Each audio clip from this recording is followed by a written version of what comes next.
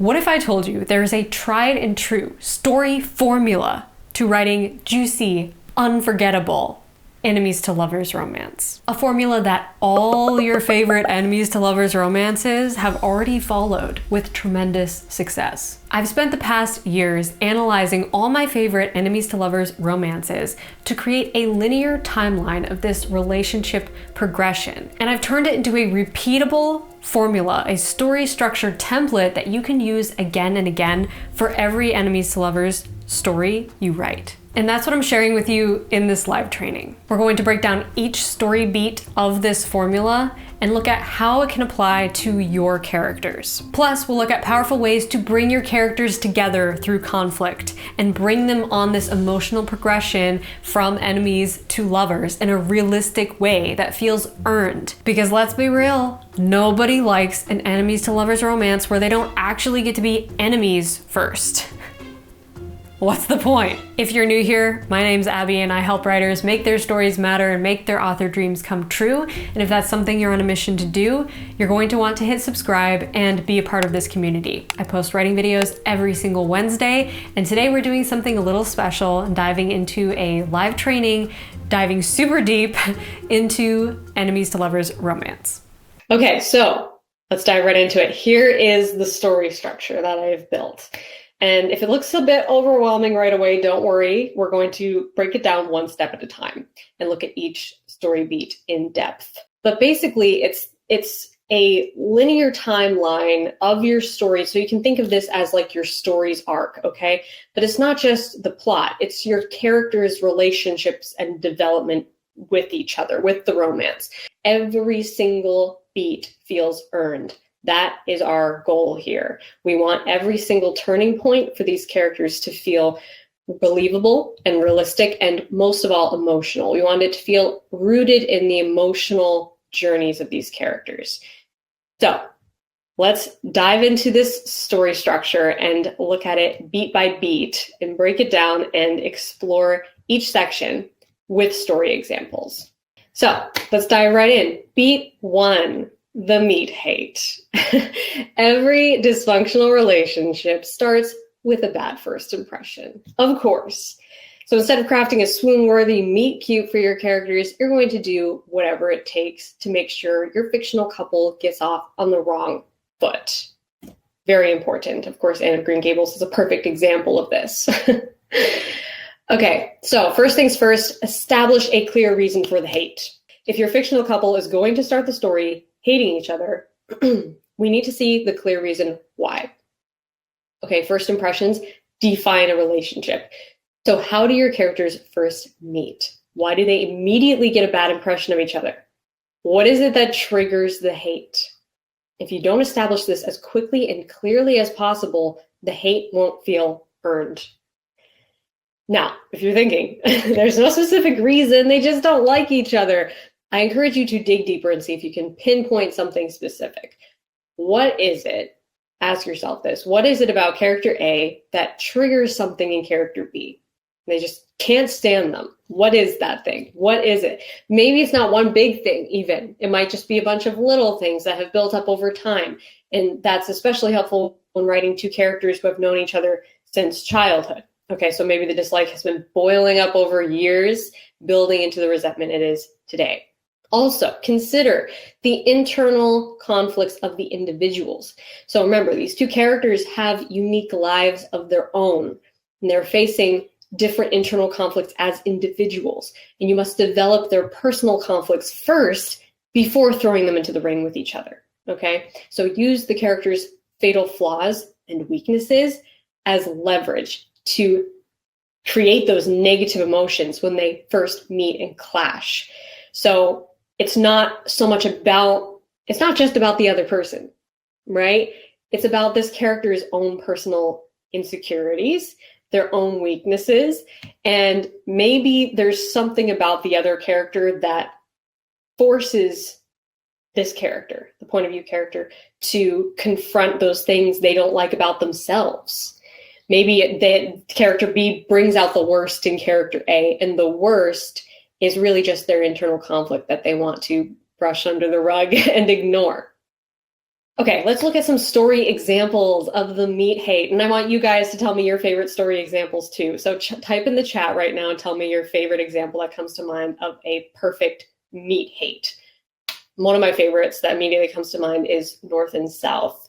And I'm pulling more from the BBC 2004 adaptation of North and South because they did take some creative liberties with changing the first meeting between Margaret and Thornton, but it's so amazing.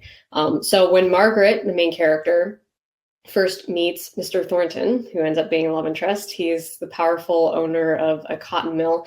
She is shocked and horrified to witness him brutally beating an employee who was caught smoking in the mill, a deadly fire hazard. Though Mr. Thornton tries to justify his anger, Margaret holds firm to her opinion that he is a cold-blooded, cruel master without heart or conscience. Such a great scene. It's, oh my gosh, if you guys haven't seen North and South, it's an amazing series. It's one of my favorite BBC dramas and period dramas in general, but just their meat hate is so great. And you can so clearly see how her opinions are just cemented immediately, and so are his, but it's mostly from her point of view. But it's so clear and obvious the reason for the hate. And of course, Princess Diaries too. This was my childhood, this movie, like the original enemies to lovers romance that made me probably fall in love with this trope. So if you don't know it, Princess Mia is struggling to claim her rightful place as queen when her country puts forward another candidate, Nicholas, the handsome nephew of a corrupt MP. At first, Mia encounters Nicholas at a ball and doesn't know he is the young man trying to steal her throne until his identity is revealed at their second meeting and she violently stomps on his foot. Such a hilarious and well-executed scene. Just textbook meat hate. Beat number 2. Now that we have set up the meat hate, we've got the ball rolling, it's time to push these characters into the ring with each other, okay? So, resentful allies in a time of crisis. This is my favorite part of enemies to lovers romance, honestly. It's not enough to have two characters just hating each other, okay? What creates conflict and intrigue is watching them clash because they are forced to be together or work together or get along for the sake of a common goal. So this is where we start to introduce hostility and rivalry. And you might have both. You might not have the rivalry aspect if they're on the same team, but introduce some competition because remember, these characters, even though they're forced to be on the same team, they don't want to be on the same team. So when writing this part of the story, forced proximity is your best friend. It's that magic ingredient which causes these two characters to clash in highly entertaining and hilariously frustrating ways. So here are a few ways to force your characters together. And I actually mentioned these ways in my previous live training, How to Write Swoon-Worthy Romantic Chemistry. So if you haven't seen that, check out that live training. It's in the archive. Check that out for more tips on building the romantic tension between your characters and some more tips on forced proximity. Okay, so a few ways to bring your characters together. Maybe they are roommates. Maybe it's a boss-employee scenario. Maybe work rivals, sports partners, teacher and student. Maybe they're forced into some sort of fake dating scheme or fake marriage. Or maybe it's a survival romance and they have to survive together. Or they're forced to work together for a shorter period of time. Maybe they're not work rivals, but they are somehow thrown into a situation where they have to work together. Or maybe it's a bodyguard romance and they hate each other. Or a trainer-trainee scenario. Or, of course, the old standby, only one bed. We all know and love it. But these are just some different ways to force your characters together. And there are hundreds of other ways to do this. It's just like a springboard to get some ideas flowing. But remember, it doesn't have to be your whole plot, okay? Your whole plot doesn't have to be sports partners or fake dating or fake marriage or roommates. Maybe it's just one part of the book. Maybe it's just a few chapters where they're forced to share a room.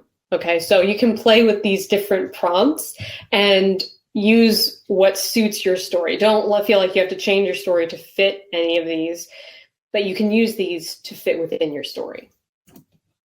Okay, so It's not just about locking your characters in the same room with each other. It's about forcing them to rely upon each other in a time of crisis. That means problem solving together, even when they don't want to be breathing the same air as each other. Okay, that's why it's so satisfying to put them in a situation where they're forced to work together as a team in order to survive, overcome, beat the odds, win the game, etc. See what's happening here? The enemies have no other choice but to be allies with a common goal. And during this part of the story structure, they both individually come to terms with the fact that they are going to have to put up with each other for the sake of accomplishing or attaining the thing they both want. So forced proximity, let's look at some examples, some more story examples of resentful allies in a time of crisis, this story beat. One that immediately came to mind for me was a film I recently saw, which is The Cutting Edge. So in this film, it's a classic example of the sports partners scenario, resentful allies in a time of crisis. We have Kate, who is a snobby figure skater who despises the idea of pairing up with former hockey star Doug, but she has no other choice, and neither does he. They're kind of forced into the situation, forced into this combustible partnership, and even though they hate every minute of it, they both have a common goal, and that's what keeps them going, okay? It's very clear and obvious what both characters want, why they want it, why they're willing to put up with each other to get it. And a wonderful, one of my favorite story examples is Anastasia. In the premise of Anastasia, we have Anya, who wants to find her family and remember who she is. And then we have Dimitri, who wants to get rich quick with the reward money promised for reuniting Princess Anastasia with her grandmother. Very clear goals for both characters. Okay, they both want this same end goal, which is to reunite Anya with her grandmother. So although they constantly are clashing and bickering with each other, they're both working towards the same end goal. And the path they share is what brings them closer together. Okay, so type in the chat and tell me your favorite example of resentful allies in a time of crisis. Hey, sorry to interrupt. I just wanted to pop in real quick to remind you that this training you're watching right now is part of my live training archive vault inside my Patreon. So if you're enjoying what you're seeing so far, I invite you to click the link below this video to unlock the entire vault. There's over 35 hours of in-depth trainings diving deep into writing romance, creating characters, honing your writing style, outlining, editing, publishing, marketing your book, and so much more. And I'm offering something super special to you today watching this right now. If you sign up for the live training pass on my Patreon today and you use the code HATE2LOVE, you will get 50% off your first month. I hope to see you over there. You're going to love it. Okay, let's get back into the training. Beat number 3, overcoming differences and misbeliefs. As these two characters spend more time with each other, they are forced to challenge some of the prejudices and preconceived ideas that they've had about each other at the very beginning of the relationship. So this is where we start to very slowly turn up the burner on the friendship side of things, okay? So this has to do with trust building. This is where we're building the friendship. So every meaningful relationship is built on trust. So as you bring your characters closer together, look for little ways that they can establish trust with each other. Okay, so this can come in many forms, such as discovering each other's weaknesses and insecurities, unearthing secrets, past mistakes, or little details that nobody else knows about them. Remember, joy and trust equals love.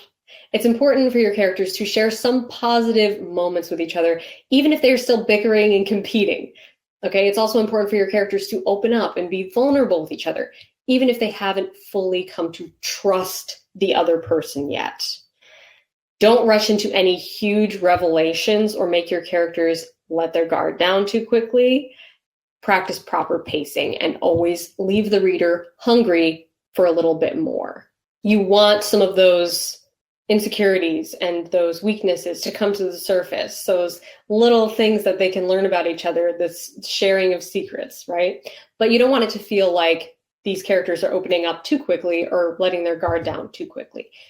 And one of the secret ingredients here is finding ways that this can only happen in this circumstance. You know what I mean? Like, in no other circumstance would they let their guard down. And this is up to you to start brainstorming and figuring out what this means for your characters and your story.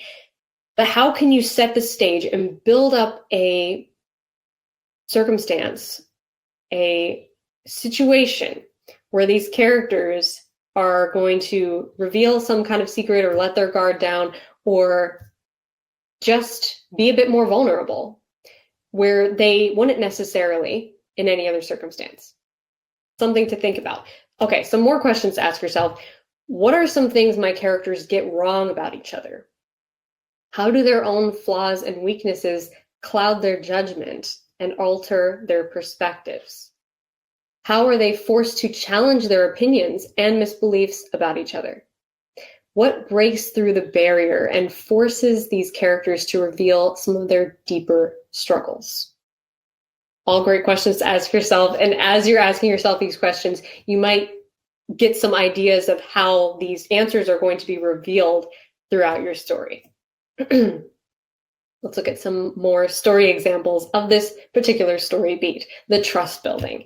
So another one that comes to mind immediately, actually just saw someone mention it in the chat, is Tangled. Rapunzel and Flynn start out as hostile allies. Okay, when they first meet, she hits him over the head with a frying pan and threatens him. And all Flynn wants is to recover his stolen loot and get away from her as fast as possible. But as the two go on an adventure together and they're kind of forced together, right, forced proximity, they begin to share secrets and let their guard down.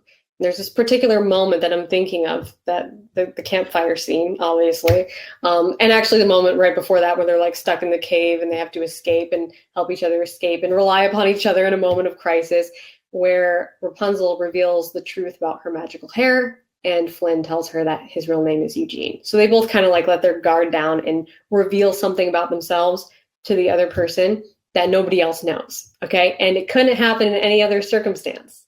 That's what I'm talking about. Another great example of this is The Sound of Music, another classic enemies to lovers romance that I love. You kind of have this hostility at first, then it grows into friendship, then it grows into something more. So Captain Von Trapp is a man of unshakable principles until Maria shows up and turns his orderly world upside down. Through her wildly creative teaching methods, Maria brings the Von Trapp children back to life. And although their father disapproves at first, and he even comes close to firing Maria, he eventually comes to cherish her sincere and open heart, opening his own heart to let love in again. And there's this great scene where she really challenges him on the way that he treats his children and his relationship with his children, and basically tells him what's what. It's such a wonderful scene where she just kind of is totally brutally honest with him about how he needs to love his children in a more open, sincere way. And he realizes at that moment how right she is. But at first he's very offended by it and defensive. But in that moment, there's this beautiful scene where he realizes that his children really have been brought back to life through music and through their relationship with Maria. And it's like this melting moment. It's like all the guard comes down, and it's such a great moment. It's very emotional because we see how these two characters have influenced each other, right? We see how Maria specifically has influenced Captain Von Trapp into connecting more with his humanity. So that's what I'm talking about, the trust building and tapping into something deeper within each character. Okay, beat number 4, midpoint friendship. We are finally at the midpoint. Crazy. So midpoint friendship featuring unexpected romantic feelings. So if point A is hate and point C is love, then what is point B? That's right, though. Why am I getting along with this person when I used to hate them? Friendship. So don't worry, we won't be staying in the friend zone for very long. But it's important not to skip this step. Okay, do not skip this step. There is nothing more maddening to me, and unrealistic, by the way, than an enemies to lovers romance that completely skips the midpoint friendship. You know, when the two characters jump from loathing each other to making out. It feels so unearned, because that's not how relationships evolve in real life, okay? And yes, maybe you'll have like maybe you'll have an unauthorized kiss or something, and maybe an unrequited love. But if you want your romance to feel believable and compelling, please do not hop so drastically from point A to point C.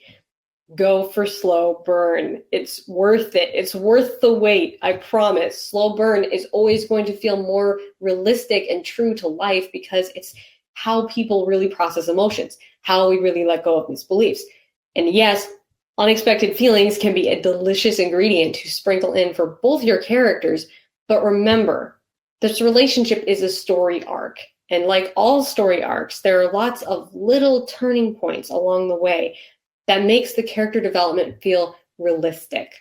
Okay, so when we're letting go of long-held beliefs about people, especially like, I really despise this person for XYZ reasons, when we're letting go of that kind of a strong belief, it doesn't happen quickly or all at once. It takes time to break down those layers of lies that we've told ourselves, or for that other person, if it's not a lie, if it's actually true and that person, that hatred is justified, that dislike is justified, it takes time for that other person to correct their behavior and prove their own transformation. So take time with the slow burn. A lot of times your characters won't even like the emotions they're feeling, okay? They might be feeling this emotion, but they might be like, ew, get it off. Okay, so this is the part where you can start to turn up the burner on that unbearable romantic chemistry we talked about last month and make your readers just start screaming and swooning and screaming at the characters to kiss already. But it's supremely satisfying only if you build up the romantic tension and the conflict between these two characters and you show how they deny and resist their feelings for each other, dismissing it as insignificant, silly, or downright disturbing even. So they might be friends at this point, but they refuse to admit that it's anything more. And again, like I said, you can play with unrequited love here and maybe the fear of rejection. So maybe you have one character who loves the other character, but they're afraid to say something. They're afraid that they'll be rejected. Of course, Pride and Prejudice is a fantastic example of this, and I'm going to talk more about Pride and Prejudice later, obviously, but a fantastic example of the fact that we have this unrequited enemies to lovers romance progression where Darcy comes forward first and professes his feelings, and Elizabeth is like, what? No, the feeling is not mutual. So something to consider, something to play with. Some other story examples of the midpoint friendship featuring unexpected romantic feelings. One that immediately came to mind for me is You've Got Mail. So in this movie, we have struggling bookseller Kathleen Kelly, who hates Joe Fox, the owner of a corporate chain store that just opened across the street and is competing with her business. However, they soon begin an intense and anonymous internet romance, unaware of each other's true identity, which is like the whole premise of the film, and how all this real life relationship is very different from the internet relationship. But eventually we have the main male character, Joe, who learns that his email crush is actually his business rival. It kind of throws a monkey wrench into the whole situation. But once he's armed with this knowledge, he actually takes steps to befriend Kathleen in person, and they finally start to get along. And of course, 100 Days of Sunlight. I couldn't get through this live training without mentioning my own book. Sorry, shameless plug, but it's an enemies to lovers romance, enemies to friends to lovers. I mean, they kind of start out quite hostile with each other and then turn into friends. So if you haven't read it, when temporarily blind Tessa first meets Weston, she doesn't want anything to do with him, okay? She's oblivious to the fact that he's an amputee, and she treats him with contempt, but he actually enjoys being treated with contempt. He enjoys being treated like an average person, and he's determined to help her heal and learn to enjoy her life again. So though the relationship gets off to a rocky start, they eventually become very close friends in a way that wouldn't be possible under any other circumstances. Okay, beat 5. Once we have brought these characters together, it's time to force them apart. Okay. So no relationship is all sunshine and roses, especially when you are nearing the disaster dark moment part of your story arc. So this is where we're starting to get into Act 3. So just as your characters are beginning to trust their affectionate feelings for each other, it's time to upend their lives and force them apart.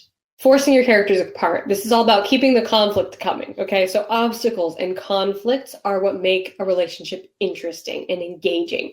If we can predict the outcome of the story, we're not going to stay up past our bedtime to figure out what happens next, okay? We're like, we know what's going to happen next, and everything's like coming together. They're good now. They're friends. They're gonna admit that they love each other and kiss, and then they'll live happily ever after. You don't want that. You want complications and conflicts. You want to keep your reader on the edge of their seat until the very end. Keep the obstacles and conflicts coming. Test the strength of your fictional relationship here by driving these two characters apart, and then prove their transformation by showing how they fight to get back together again. Okay, so there are different ways to do this, lots of different ways to do this. A few ways that immediately come to mind are, in tried and true techniques, a betrayal of trust. Okay, so maybe one character betrays the other's trust by deceiving them or lying to them for a seemingly good reason. In the way of deception, we have another technique, which is a buried secret comes to light. Kind of similar, and they could be one and the same. But let's say one character has this long kept secret that character A has this secret that character B never knew about, and it's finally exposed at this moment, and it changes everything. Or maybe a third character tries to sabotage the relationship. So think in a jealous ex-lover or a meddling family member. Or maybe a social divide makes it impossible or forbidden for them to be together. And for this, I recommend leveraging your setting or your time period. Or maybe one of them is engaged to someone else. Okay, there's this seemingly unbreakable promise that has been made, and now what? How are they going to overcome that? Or maybe the character's own fatal flaws get in their way. And this is, keeping it simple, but cutting straight to the heart. This is one of my favorite things to use for my own stories, because it's so powerful and emotional, and it brings it right back to the beginning of how these characters are going to overcome what they're internally struggling with to achieve happiness, to achieve what they want. So it's true that you don't know what you've got till it's gone. And that's why jealousy is a powerful way to force your character to face their newfound feelings for someone that they used to hate. But remember, lots of things can make us feel the loss of someone. It doesn't just have to be like, oh, I saw them with somebody else, or now I think they're in love with somebody else, or whatever. It could be that, or it could be maybe one of the characters is moving away, or switching jobs, or switching schools, not going to be as present in the life of this main character anymore. And regardless of what forces them apart, the most important thing to highlight here is that emotional root, okay? That feeling of, oh my God, I can't lose them. That's the magic ingredient we're looking for, because you're contrasting it with how your characters felt at the beginning, right? Because at the beginning they were like, I wish I could lose them. I wish I could get rid of them. I don't want to be with them. I want them to go away. I hope I never see them again. And now we've come full circle, done a 180-degree turn, and it feels so natural. And now this character's like, I can't lose them. I need them. And if you take the time to do this arc and make it so slow burn and so realistic and emotional and believable, it will be so much more powerful to your reader, because they can see that contrast and compare it and be like, wow, so much has changed, but you almost don't even notice it changing because it feels so real. Okay, so let's get back into the betrayal dark moment, conflict forcing characters apart. Let's look at a few more examples. Back to Anastasia, because this is just one of my favorite examples of the conflict forcing the characters apart. So in the final act of Anastasia, it is revealed that Dmitri has been conning Anya this whole time to believe that she's someone she's not. And he only helped her to win the reward money. So that's what she learns, and she's like shocked and betrayed. She feels very betrayed and let down, and she confronts Dmitri, who is now convinced at this point that she really is Anastasia, because he can now remember that she was Anastasia, that he rescued as a child from escaping the palace. Such a great use of flashbacks. But anyway, so she refuses to listen to this explanation, and she storms away, forcing Dmitri to make things right and win back on his trust. So that's the place he's left in. And it's interesting because you have both characters who are overcoming their conflicts, personal conflicts, but I almost feel like Dimitri's arc is even stronger in this part of the story because he really has to change as a character quite dramatically in order to make things right. And again, Pride and Prejudice, another great example of a very different type of conflict forcing the characters apart. So just when Lizzie is starting to rethink her opinion of Darcy and even entertain the idea of a future together, her sister Lydia drags the whole family into a scandal, sure to scare off any half-decent suitors, including Darcy. Knowing how many reservations Darcy had with her family to begin with, Elizabeth knows this is the last straw, and there is no hope of them ever being together. So that's like the dark moment of Pride and Prejudice when Elizabeth realizes, like, I will never see him again because of what had just happened and how my whole family is going to be dragged into this scandal and there's no hope of a future together. And of course, Darcy takes steps to change that and to redeem his own character while rescuing the Bennet family from scandal. So it's also perfectly done, but it's another great example of how an external conflict, right? Her sister doing something causes this whole problem to erupt. So there's so many different ways to force your characters apart. But now we have to bring the characters back together again, of course. Beat number 6, last but not least, the aha moment and declaration of love. So after your characters have hit rock bottom in their relationship, it's only uphill from here. This is the pivotal moment when one or both characters realizes they can't live without each other. So they must heal their conflicts and fight to get back together again. So it's kind of a moment of protagonists versus themselves.